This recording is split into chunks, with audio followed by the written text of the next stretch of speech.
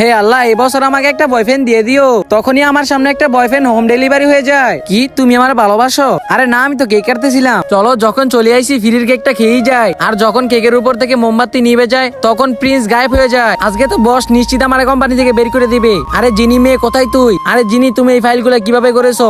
সবগুলোই তো ভুল, মাফ করবেন স্যার। আমি কিছু শুনতে চাই না, আজকের ভিতরেই তোমার এই ফাইলগুলো কমপ্লিট করতে হবে, তা না হলে তোমার কোম্পানি থেকে বাইর করে দিব। এরপর আমি সারা রাত জেগে ওই ফাইলটা কমপ্লিট করতে থাকি। ঠিক তখনই কম্পিউটারে কিছু একটা হয়ে যায় আর আমি প্রিন্সের কাছে হোম ডেলিভারি হয়ে যাই। আরে আমি এখানে কিভাবে আসলাম? আরে দেখো পাগলটা কিভাবে ঘুমাচ্ছে। আরে শরীরে তো গরম কেন? আরে ডার্লিং, তুমি কি করতেছো? তোমার জন্যই তো আমি ইচ্ছা করে ঘুমাইছিলাম। আরে আমি তো এটা ইচ্ছা করে করি নাই। আরে ওর শরীরটা তো একদম আগুন বাড়ছে। এই কাঠের ভিতরে যার ভাগ্য যা আসে তাকে এটা করতে হবে। চলো জিন্নি, তুমি ওঠাও। আর এটার ভিতরে লেখা আছে তোমার বয়ফ্রেন্ডকে একটা কিস করতে হবে। আর তখনই ওইখানে প্রিন্স চলে আসে আর আমার তাকে গিয়ে কিস করতে হয়। আরে ভাই দেখ কি হইতাছে। তার আগে মহান আল্লাহকে ভালোবাসলে লাইক এন্ড সাবস্ক্রাইব করে দাও। আর পার্ট 2 দেখতে চাইলে অবশ্যই কমেন্টে পার্ট 2 লিখো।